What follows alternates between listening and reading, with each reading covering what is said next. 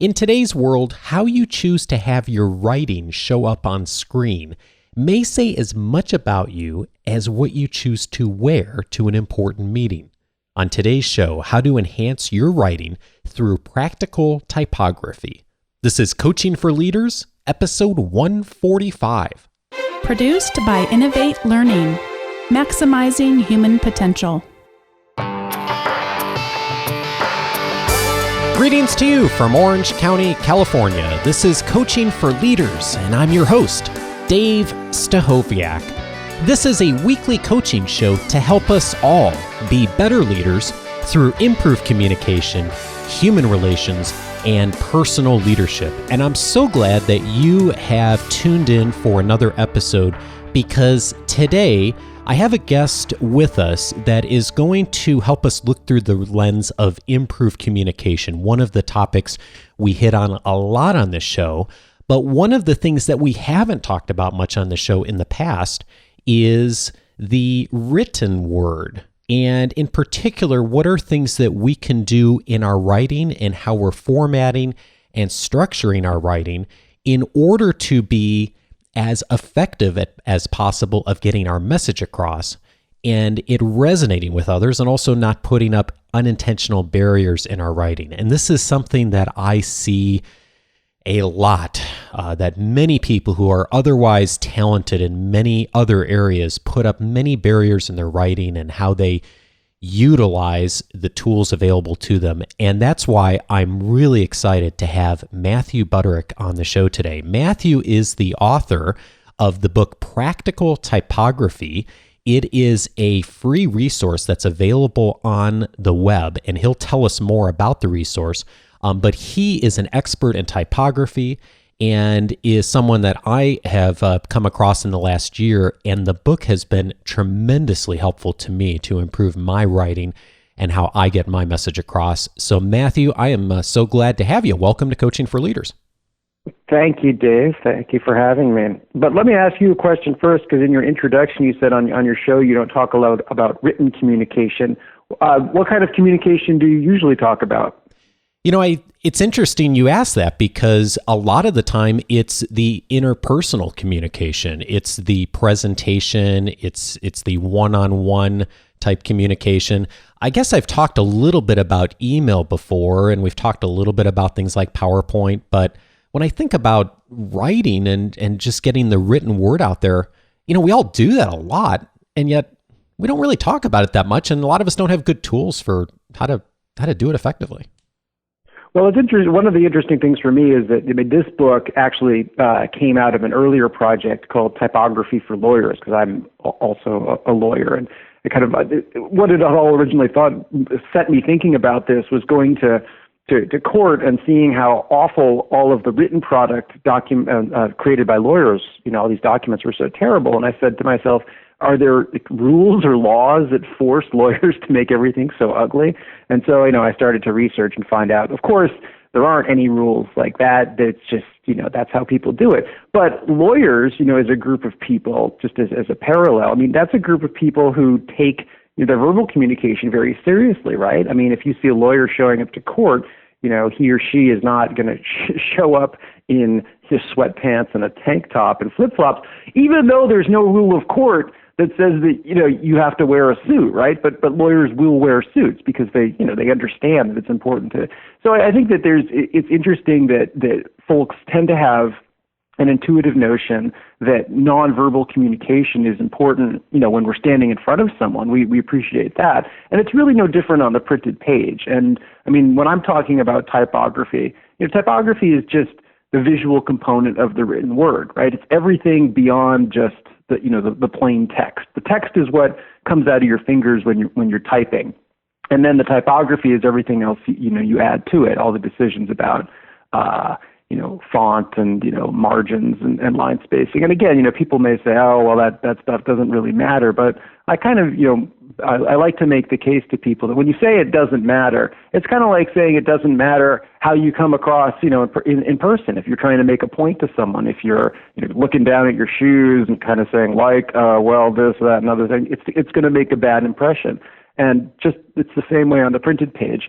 Moreover, it just really doesn't take that much knowledge or skill to go from not caring about typography at all to being pretty darn good at it. So I enjoy spreading this information because as soon as people start to get a little bit into it, kind of like you were saying with yourself, even if you never thought about it in your life, you start using the information, putting it to work, and suddenly you see for yourself what a difference it can make. And it does make a difference to readers.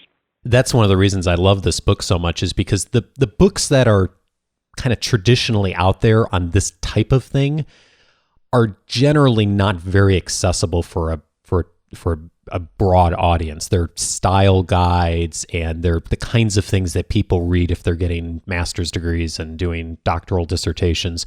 But the thing that I love about your book is you really make it, I mean, it is practical typography. It is what is the and forgive the cliche, the low-hanging fruit, the kinds of things that if you just did these things would get you 80 or 90% of the way there. And I thought maybe we'd spend some time just looking at a few of those here today, because I think a few of these things would really be helpful to a lot of people. And you've already hit on one of them, which is talking about what typography is, because I think a lot of people, they've heard the term font, and they assume that that's typography, but really typography is a lot broader than just font choice. Right. I mean, that's the most, people have been looking at the font menu on their computer for 20 years and sometimes investigating it, sometimes not. But you're right. Fonts are part of typography, but typography is all the choices that control the presentation of the text on the page. Well, when I say page, I mean any time that you have a word presented visually, you have typography. So it might be a page, it might be a screen, it might be a sign, it might be a PowerPoint presentation. So in every case, typography is implicated.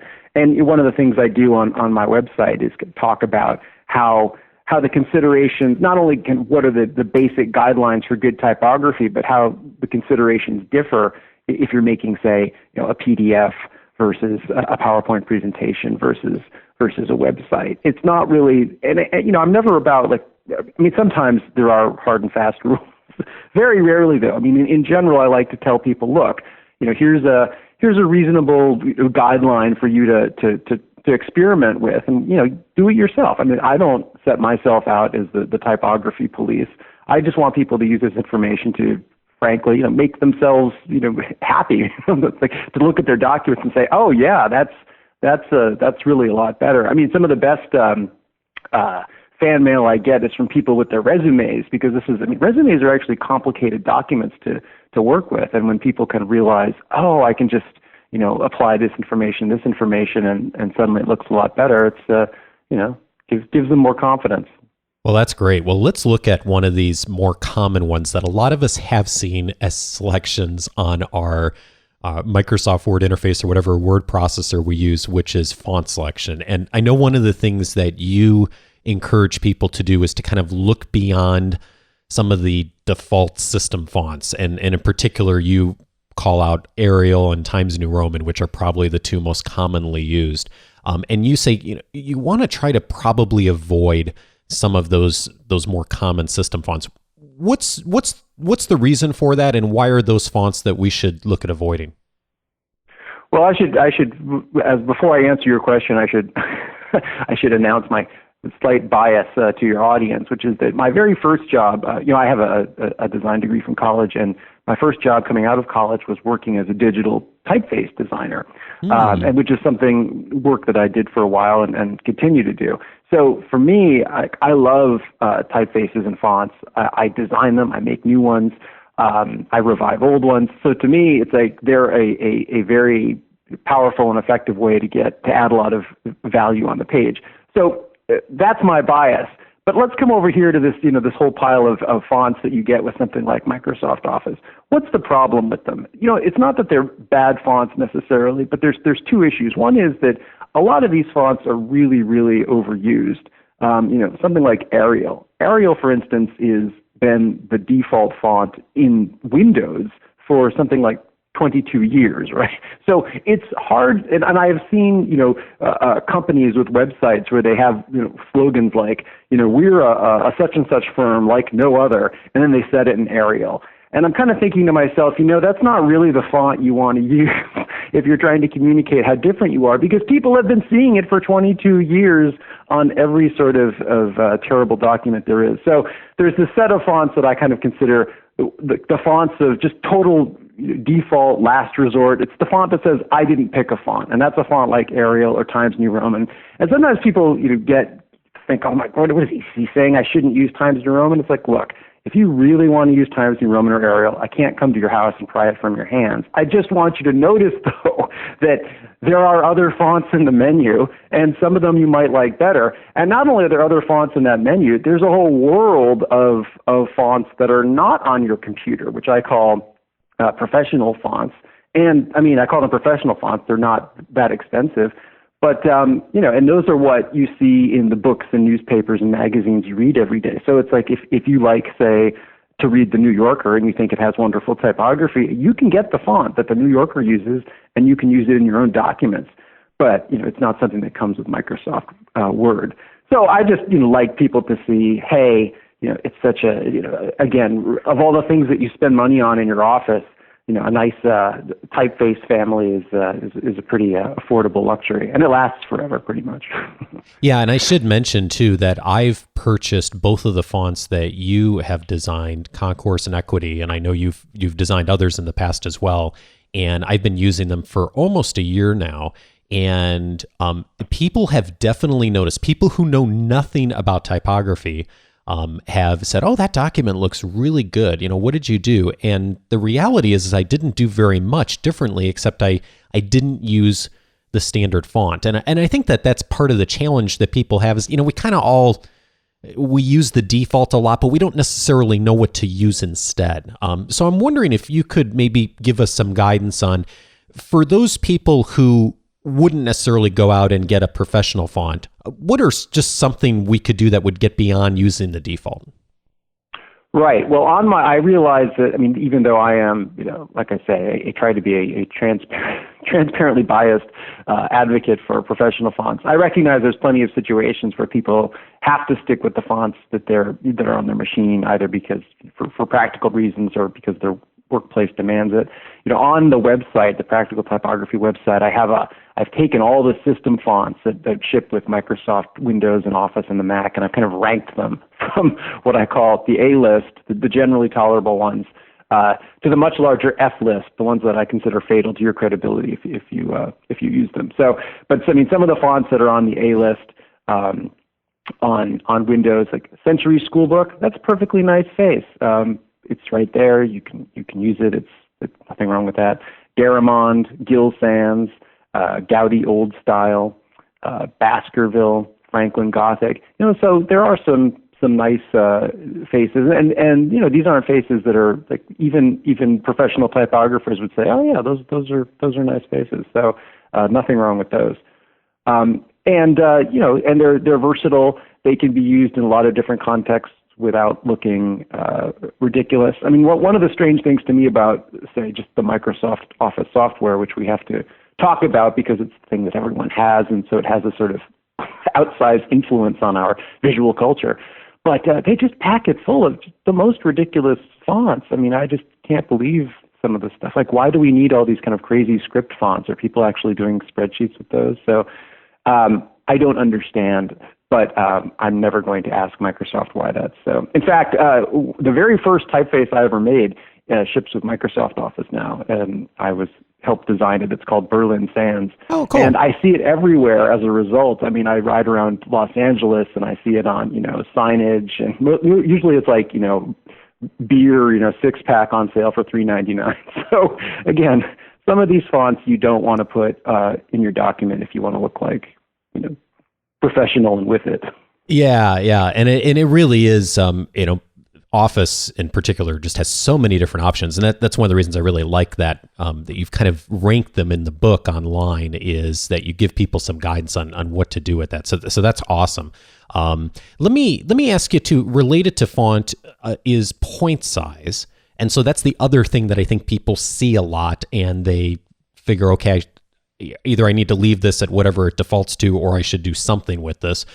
What kinds of things should we be thinking about when we're thinking about how big to make the font? Because that's what point size means, right? Right. Well, I think a lot of folks think of the default point size is 12 point. Like, isn't that the normal point size? That's not actually, again, in professional typesetting, like books, newspapers, magazines, you will almost never see type at 12 point. And the reason it became the sort of default on computers really has to do with, it all goes back to the typewriter, really, and the typewriter's unnatural influence. Sort of the two threads, right? Microsoft Office and the typewriter.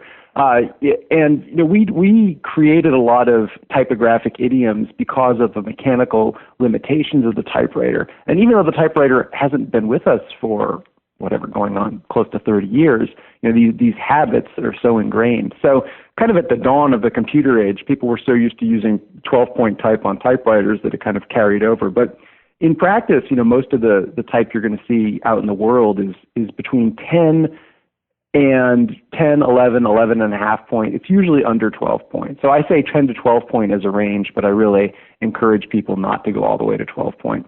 One of the things that makes point size also a little not difficult, but why you have to experiment a little bit, is that different fonts are actually different sizes on their own. I work, obviously I talk to lawyers sometimes, and some of them discover this because some of them like to cram as many words onto a page, right? If you've only got a 5-page brief, it's like, how can I get the most words? So they say to me, we discovered that the Garamond font that comes with Microsoft Word, that really fits the most words. And I said, well, that's because it just happens to be very small. I won't say you're cheating exactly, but I mean, so when you're switching fonts, you should kind of think about font choice and point size together. That when you change your font, you may also need to change the point size. And I also like to point out to people that, they say, well, you're saying a range of 10 to 12, that means 10, 11, or 12. Actually, in Microsoft Word, you can try 10 and a half, you can try 11 and a half. I know that sounds really silly and fine-grained, but truly it can make a big difference when you're talking about a very long document because, and typography really is built on these details. So. And it does look different. Again, I'm not saying it's just a matter of, hey, print out a sample with, in the few various sizes, see which one you like the best, pick that one, move on. I'm not saying it has to be subject to scientific research. Well, and it does look different. And I know you make the distinction too that considering what you're doing online too is helpful as far as figuring out what point size should be. I, for example, have found that I just can't look at 12-point font on email anymore. So I have my email client set to, it's actually uses your font. So I see all my emails in Equity. And then it's set for 18-point font because I just can't read 12-point font on email. It's just way too small for me. And so the screen, entirely different problem. I mean, how is screen reading different from paper? Well, screens are usually farther away from our eyes, thing one. And thing two, screens themselves, I mean, even though we're getting better screens, we've got these, Retina, what do they call them? Retina iPhones and laptops are starting to have these screens too. They still have less resolution than your average printed page. So it's just there's kind of fewer dots on the screen to make the letter. So all this means is that text, if you take a letter that's 12-point on a printed page that is easy to read, is not that easy to read on the screen. So I recommend that when you're on screen, for instance, with a website, if you're doing a website that you think about raising the point size to between 15 and even going all the way up to 25. I mean, if you look at Practical Typography, the type is very large, but again, I think it's about accounting for that difference. And the book online is beautiful, so I want to get to that in a minute too. Just kind of some of the resources you've got online here. Let's hit on a couple of these other rules here of things that I see a lot and things I've tried to do differently.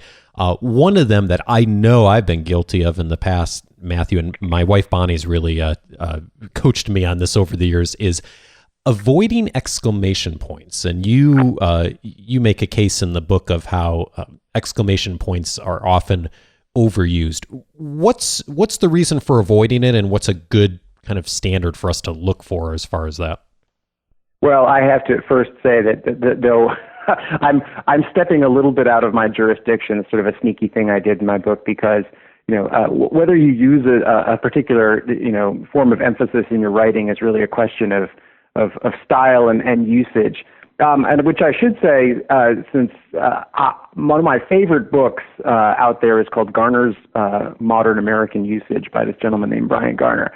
This book is tremendous for every writer and was a huge influence on me as I was doing my typography book. But Bryan is a giant in the world of American English usage and has a lot to say on all these topics. So if anybody wants to be a better writer, get that book and have it nearby, because he will tell you about all these topics. But exclamation points, I just feel like in the internet age, it's the key is right there, and people, it's like all caps. It's like a lazy form of emphasis. And it does really drive readers crazy, because one of the things I say is the whole point of typography is to sort of conserve reader attention. Because in my view, it's easy to, when you're a writer, to think, oh, people are just going to pay all the attention, they're just going to be completely blown away by how fascinating my writing is. That's not what's going through their mind at all. They're like, why should I be paying attention to you? And when can I stop paying attention to you? So It's really incumbent on you to conserve that attention. So I feel like anytime the writing or the typography sort of annoys the reader, it's a bad sign. And trust me, if you're sprinkling exclamation points all over, it's like sort of there's a slight desperation inherent in it, and it loses its force after a while. And I think this is true of everything that you can do on a page, whether it's like if you use big fonts for every heading, or if you put everything in bold or everything in caps. It's just when everything is emphasized, nothing is emphasized. So every form of emphasis should be used sparingly, and that includes the exclamation point. I love your perspective here on really thinking about it from the reader's perspective too. We've talked about on this show a lot of thinking about things from the other person's point of view in interpersonal communication and leadership. But from the written standpoint too, it's just as important. If we think about how we approach stuff that like online or reading a book, I'm not thinking about how brilliant the writing is most of the time. I'm thinking of like, what's in it for me? How do I get to this, and how do I get the value of this content as quickly as possible? And that's just such an important barrier to cross. One example of that is I write an article every week, and usually it's about 1,000 words by the time I'm done writing it, and then I spend 50% of the time doing that, and the next 50% of the time getting it down to 500 words, because I know people won't read it if it's more than 500 or 600 words. It's just too long, and it's not accessible for people. So that structural type thing is really important to look at and to be considering.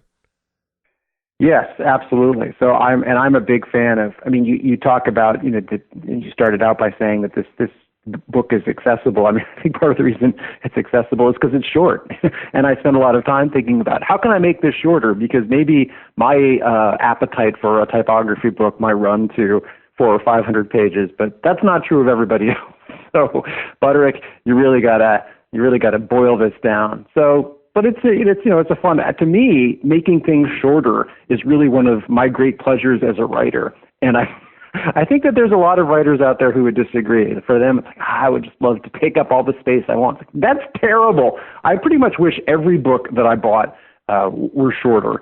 But it's hard today. I feel like publishers just essentially take manuscripts and say, yeah, it looks good. Let's just put that on the shelf and see what happens. So, editing your writing, shortening your writing is a difficult skill to learn, but incredibly valuable both, to every reader who ever encounters it. No reader ever read something and said, gosh, I wish that had been longer. It just doesn't happen. Yeah, exactly. I think we may have mentioned this on the show a while back, but you reminded me of a story from Mark Twain. Mark Twain had received a telegram from a publisher famously that said, need 2-page short story 2 days. And he famously is attributed as replying, no can do 2 pages 2 days, can do 30 pages 2 days, need 30 days to do 2 pages.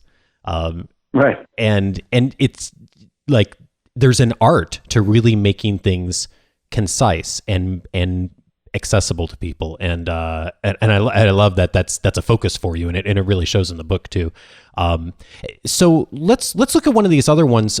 one of the other things you talk about here, and I see this a lot, Matthew, and it's something I had to correct a couple of years ago in my writing, is one space between sentences. And this is a debate.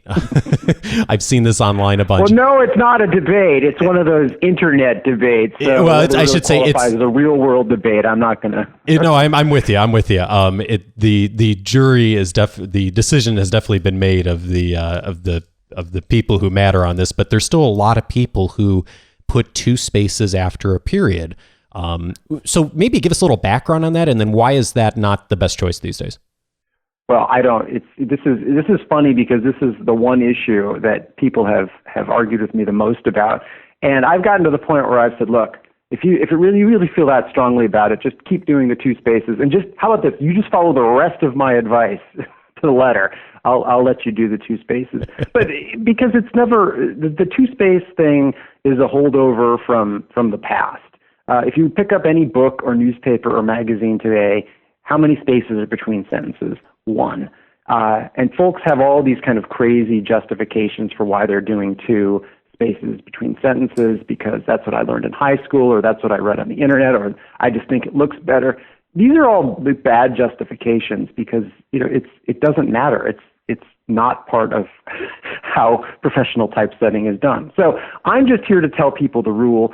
Every professional typographer and typographic authority agrees on this. So I'm just sharing with you that information. If you choose to depart from that rule, that's on you. But it's when people say, I don't really think that's a rule, I think it looks better to use two spaces, I say, well, you know what? It's almost like saying, I don't like how the subjunctive mood sounds in the English language. I'm just going to ignore it. And you can do that. You can, just like any rule of spelling or grammar. But people are entitled to judge you based on that decision, to make up their mind, hey, that guy doesn't use the subjunctive correctly. So if you're comfortable with that, go with it. But there's really no justification for it except for it's a bad habit and I don't want to change.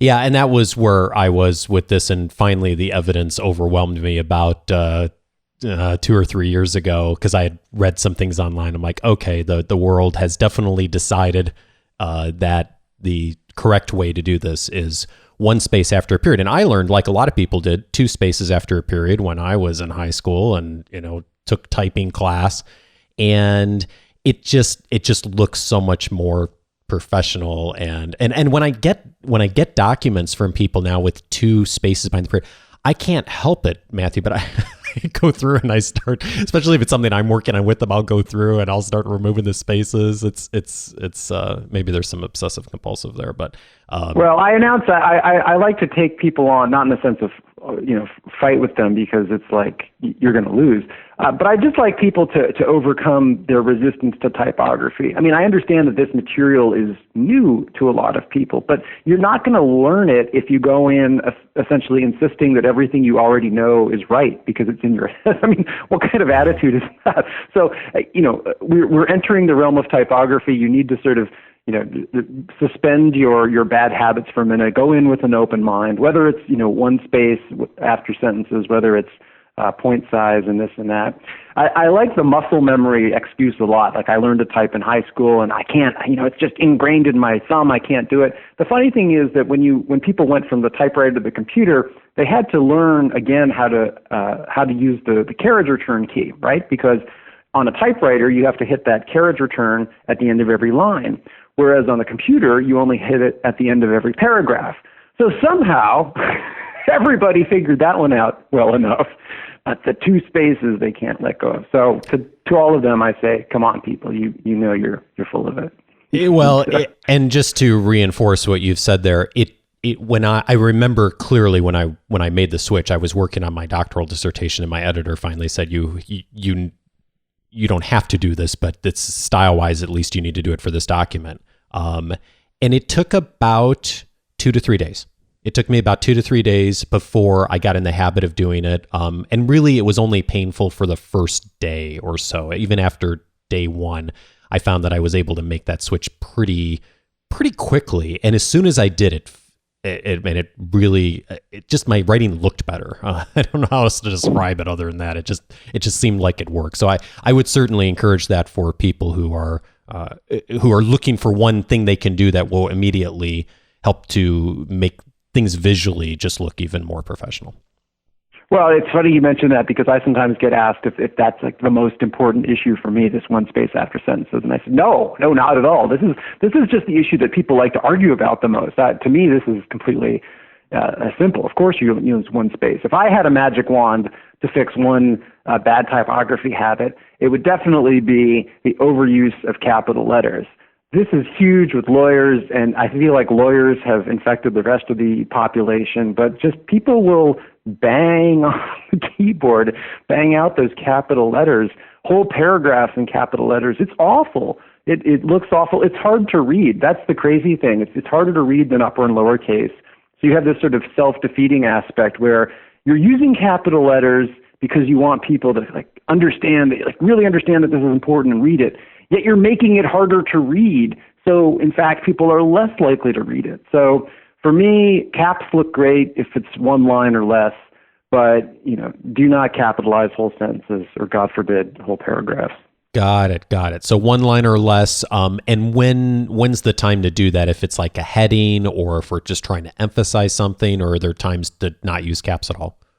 You can, use them wherever you like. I'm a big user of caps. I'm a friend of the caps, but just, less than one line. In fact, if you go on the website, I actually use small caps to indicate internal cross-references within the site because I just like them that much. I know a lot of sites don't do that, but I'm happy to do it. So they look good, but it looks really not cool. Too many of them. Yeah, it looks really cool. So, Leah, let's talk about the book here because, this is really a cool resource, and you've done something really different with this book. It sounds like it's a little bit of an experiment of you have not published this anywhere else. It's completely free. It's only on the web. You can't get a downloadable version or anything like that. And so the address to get there is practicaltypography.com. And if folks go there, one of the things that you'll see right away and that I really like is kind of typography in 10 minutes. You have just a 10-minute guide of if you only have 10 minutes, here's the things to do. And then you've got the 26 rules, some of which we've hit on today. There's a whole bunch more here that's really helpful that we are not going to have a chance to spend time on to talk about in this conversation. But the thing I like about it is it's so accessible. It's for all of us. It's not for lawyers. It's not for academics. It is for everybody to make this kind of the basics of typography really stand out for people. And that's why I found it to be really helpful. Yeah. I mean, I'm glad you've enjoyed it. I think it's true. I mean, there's certainly plenty of different realms of typography, whether it's, legal or academic or business typography. But you're right. There are these common set of rules that don't change between documents. So, it's been kind of an interesting challenge to find that common ground. But, and again, I hope that this book is not the end of the typography exploration for people, that it's rather the beginning, that it teaches people what typography can do for them and kind of starts to get them interested. But, once you get a little bit interested in typography, there's so many more wonderful books out there, some of which I allude to in the bibliography. But, and other websites that where you can kind of continue to hone your skills and expand your knowledge. So, but if I'm, the gateway if I help people go from not caring about it at all to caring about it a little, I consider that a success. Well, you did that for me because I'm reading a book on typography right now. That's a little bit more advanced beyond your book. And so I'm really kind of interested in like what more I can learn that will help me to get my message across more effectively. So thank you for that. And, one of the ways you're funding the book is to, raise awareness of just some of the fonts you've created, and you've built two fonts in particular, or I should say design, not built, Concourse and Equity. I've purchased both of them. It's very reasonable to purchase, and you actually, I really like how you kind of walk people through exactly how to install it on your computer and all that. It's really simple. I used to hear of like installing fonts, things like that, and I thought it was extraordinarily complicated, but it's really straightforward to do. So could you just say a little bit about the fonts you have available, and just so people know if they do want to look into a professional font, what some options are? Sure. I mean, I should say that the book is as you pointed out only online, and it's a little bit of an experiment because rather than try to make it a paperback and sell it to people, I thought I would rather just make the information free for people to read. If people want to make a donation for it, I love that, and or if people want to get a font, that's great too. So it's sort of a voluntary payment system, which has actually worked out pretty well so far. So I'm happy with the experiment. And now I've forgotten your question. The fonts. Fonts, the Equity, Concourse. The Equity is a serif font. The Concourse is a sans serif family. And these are fonts that I made really for me to kind of fill a need. For instance, Equity came about because I wanted something that kind of occupied, Times New Roman, right? Such a famous and popular face. One of the great things, frankly, about Times New Roman is that it's very economical on the page. You can actually fit a lot of text. And that's not true of a lot of fonts. Like if people like Times New Roman, they switch to something else, it doesn't fit as much text on the page. So with Equity, I designed something that really does have the same efficiency in terms of words per page, but looks nicer and has some features that Times New Roman doesn't. And similarly with Concourse, I'm just trying to make things that I think are versatile for a lot of different documents, and make them affordable and, as you say, easy to use. So I like those virtues as much as anyone. So don't send me a professional font that's a pain in the butt. Well, my fonts, those are just two. The world of professional fonts is really enormous once you get out there. So I also, on my website, I point people toward, fonts I didn't design that I have nothing to do with. There's a whole recommendation where I go through some of the common system fonts like Helvetica and Palatino and Arial, and I say, okay, well, if you like Palatino, here are some things that are kind of in that vein, but are actually better that you might consider adding to your arsenal. Cool. Well, that's great. I'm glad we've had this conversation, and I hope folks utilize this as a resource. We just delivered a proposal to a client using the Documos formatted with Concourse and Equity, and it looks great, and people have really said some nice things about the document already at the beginning of the relationship. It's one of those things you can say a lot without even necessarily saying anything in person, just by how you use some of these fundamental concepts of typography. So I really appreciate you taking your time to give us a little education on how to utilize typography really well. Sure, Dave. Well, thank you for having me. Matthew Butterick is the author of Practical Typography. You can get it online at practicaltypography.com. Thanks, Matthew.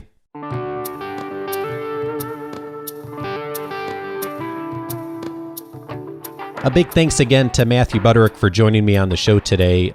We really just scratched the surface on what's in the book, and again, it's free online, so check it out. And I've been really using this as my guide for writing over the last 6 to 9 months since discovering the book, and I'd encourage you to check it out as well.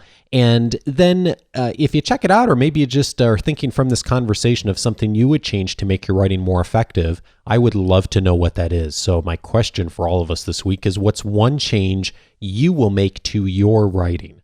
And to take that and implement that based on this conversation. And if you'd like to join the conversation, you can do so at coachingforleaders.com/145. At the bottom of the page there is where you can join the conversation as well and let us know what you're doing differently. And of course, as always, all the notes, links, everything from the episode are up there on that page. And as always as well, comments, questions, and feedback, always welcome. coachingforleaders.com/feedback. I'm producing the show a little later this week than I normally do, and I do have a few questions to respond to, but I'm not going to respond to them on this episode because I want to make sure to give them their fair due. So I will be getting to those soon. So if you've sent in a question, know I still have it, and we'll be getting it on the air here shortly. But I did want to say thanks for those of you who have submitted a question, and always room for more. So looking forward to hearing from you.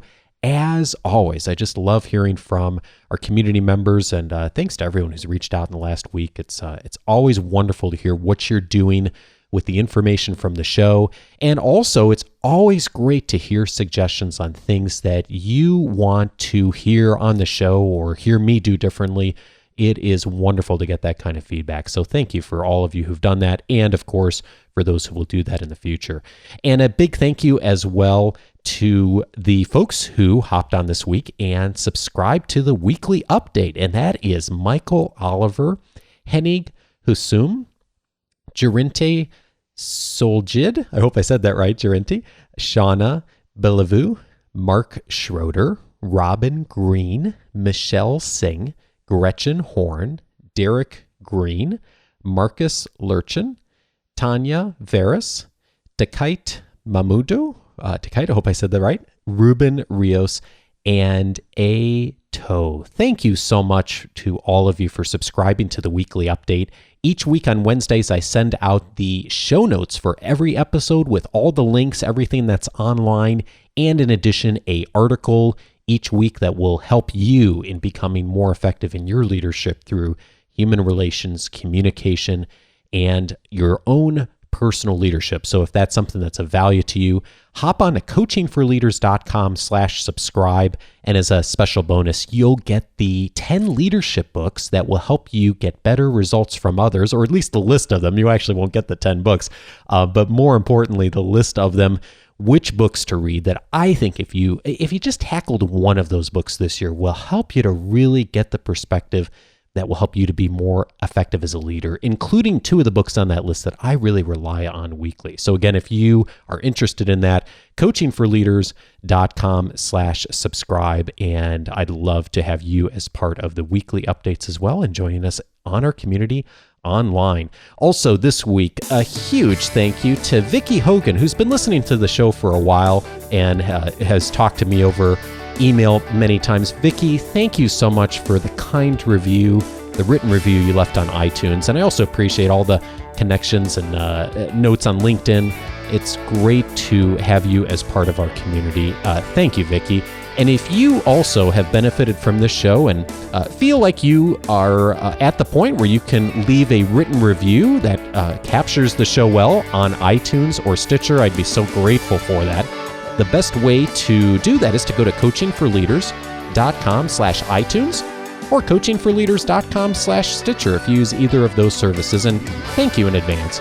Hey, have a great week, and I'm looking forward to joining you again next Monday. Take care, everyone.